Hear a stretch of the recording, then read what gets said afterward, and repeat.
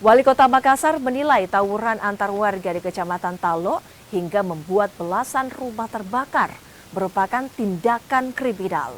Wali Kota pun mengajak semua pihak agar kasus ini segera diselesaikan.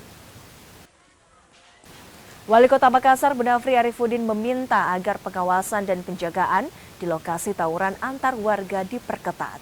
Budafri menilai tawuran antar warga hingga membuat korban tewas dan belasan rumah dibakar merupakan tindakan kriminal.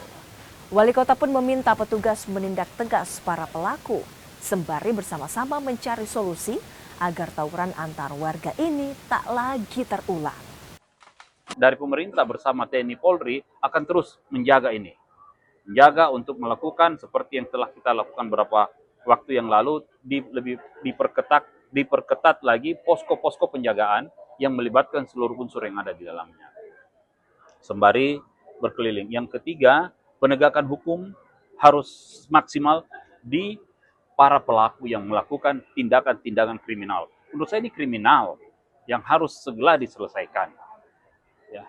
Jadi kami, Pak Dandim, Pak Kapolres sudah menyatakan bahwa kita harus hadir di tengah-tengah mereka untuk memastikan tidak ada lagi kegiatan-kegiatan brutal yang dilakukan seperti ini.